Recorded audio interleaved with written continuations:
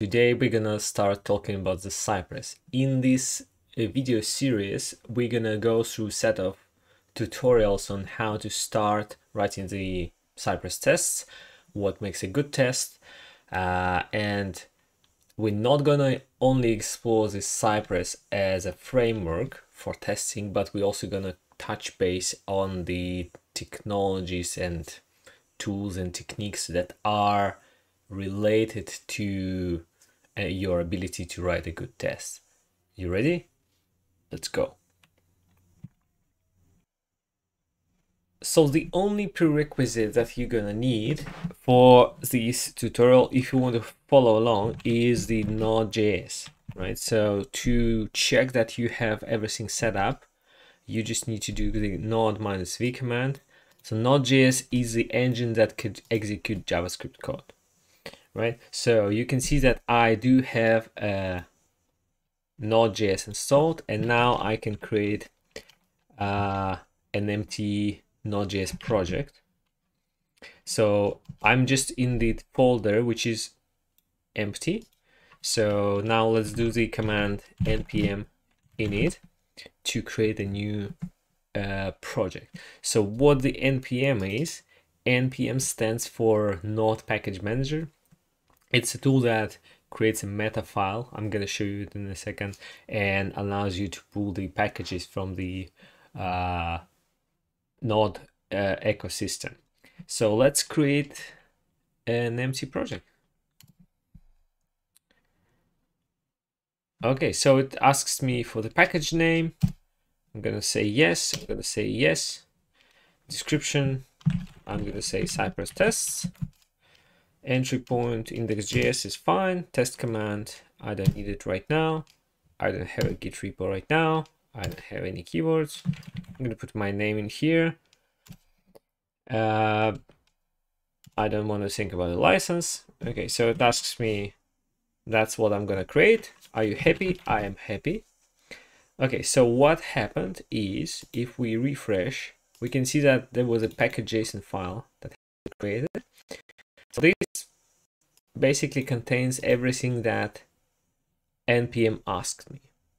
So to start with Cypress, we need to add a dependency. So I'm going to do the dev dependency here. You could do dependencies or dev dependencies, but because we are dealing with tests, it's not like a production code. So I'm going to put it into the dev dependencies, and I'm going to install Cypress of the latest version. So you can see now that it says Cypress package is not installed and you need to run npm install. By the way, I'm using the web store, but you could use whatever IDE you need. Conceptually, you should be able to even write the code in the notepad. It's just gonna be a little bit harder for you to do that because you will not have all the intelligence of your IDE suggesting things for you. But you could follow along in VS Code if you don't have web store. So I'm just gonna listen to what IDE says and say npm install. So I'm just gonna run npm install manually, so to be in the same position as probably you. So what's happening right now is all the dependencies which Cypress have are being downloaded and put into this Node modules folder. 6 hours later. Okay, so it took some time to download all the dependencies. So let's open the Cypress, and Cypress will generate its folder structure automatically because that's how Cypress is designed to do. So to do that, we're going to do npx, which is Node package executor, I believe, and we're going to say npx Cypress open. So npx will know what to do with that command because it will look in Node modules and find Cypress there, and the open is a command of a Cypress. So I hope this will work. It's gonna take a while again.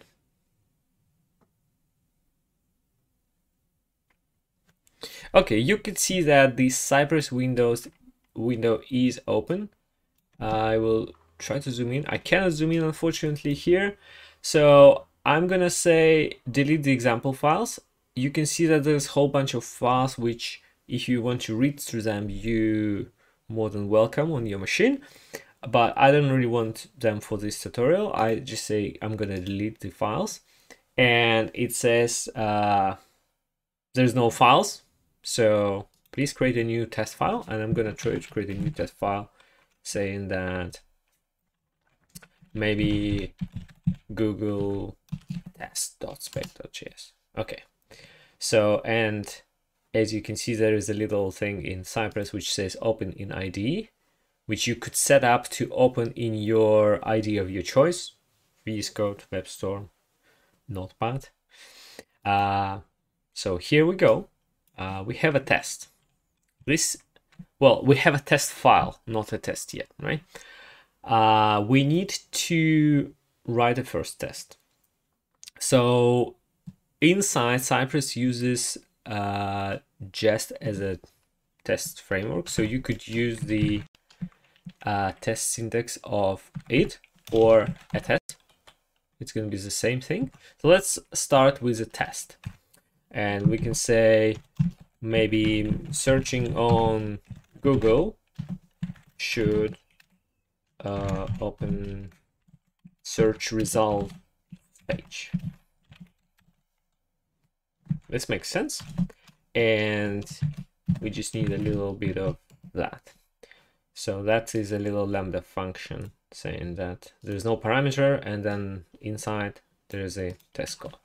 So let's write a test. So there is this common pattern when you're writing tests, which is AAA, which stands for arrange, if I can type, act, and assert. So I don't think we need a lot of arrangement. Maybe we need to declare a variable which will say search string.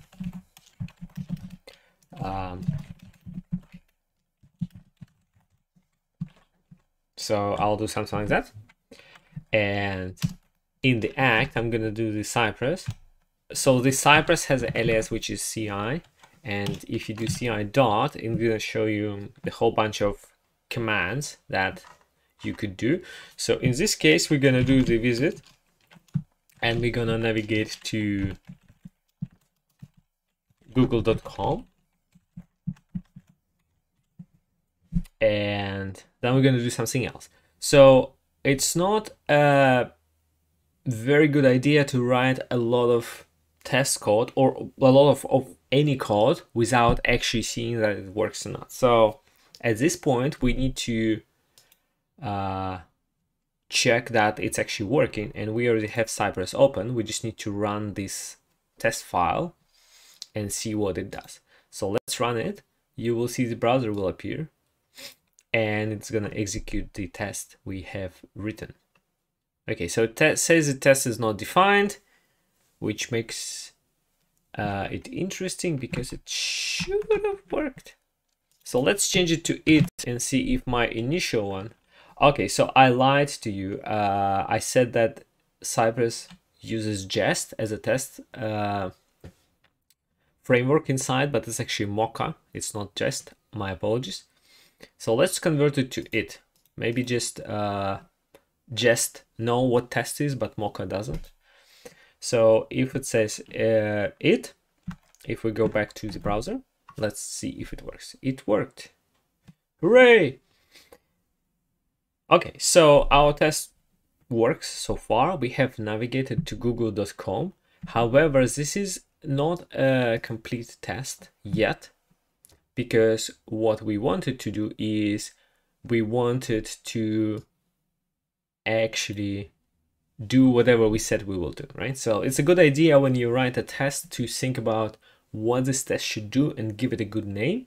So when the other people or you in the future read it, you know what it should do. So we say that searching on Google and then should open the search results page. So we're gonna open the Google and search, and then we're going to assert that the search result page is indeed open. So how to do that is easy. So how you do it in Cypress, you will have to get an element, and we're gonna just get this element a little bit later, and then you're gonna say, I'm gonna type into that element, I think our search string, right? So which element to get? This is the Cypress automatically reruns the tests on modification. So we need to get this element, and Cypress saves all the DOM states.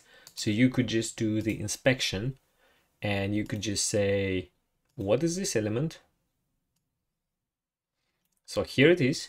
The absolutely simplest way of getting a selector is that. However, don't do that, because this will give you an absolute nightmare of a selector, and you will see why it's an absolute nightmare. Is like that. This is unreadable, this is unmaintainable, and this is the worst thing you could do to your code. So please don't do that. We're gonna improve it a little bit later. Let's just see if it works.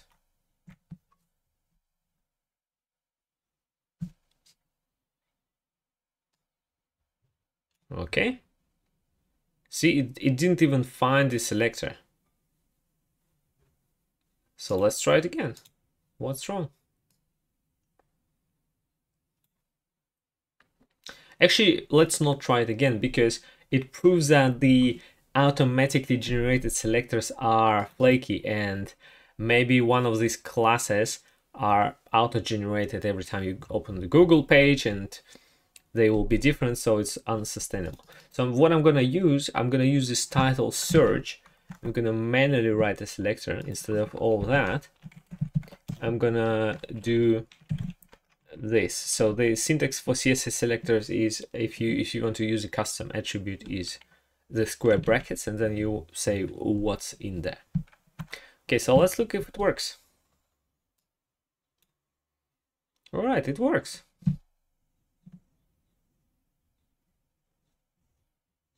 Okay, so the only thing is that we didn't actually click the search.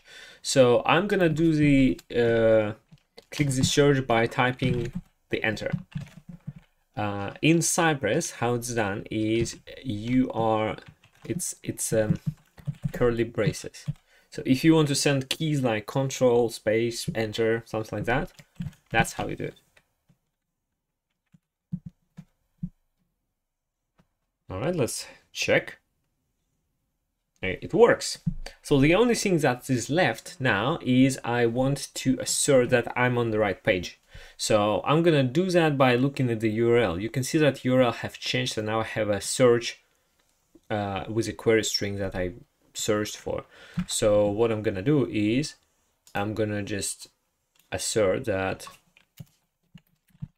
I'm gonna say Cypress dot I think it's a .url, and then I'm gonna say should, and then I'm gonna say include, yes, and then I'm gonna say include what.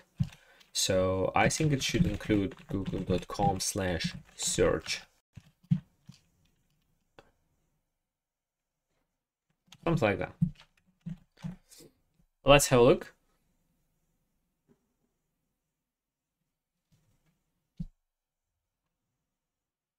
All right, so we see that this is green. This is green, saying our tests have passed. So now we have one first working test in Cypress.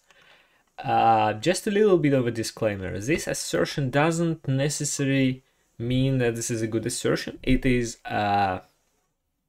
you don't have to have only one assertion. You normally will say, okay, I will check that the URL is right, and maybe that certain element are present on the page. But for our exercise, it is good enough. So we have a little test which does search on Google, and the search results page is open. That's pretty much it. This is how you create a simple test. This is how you create a new Cypress project from scratch. See you next time.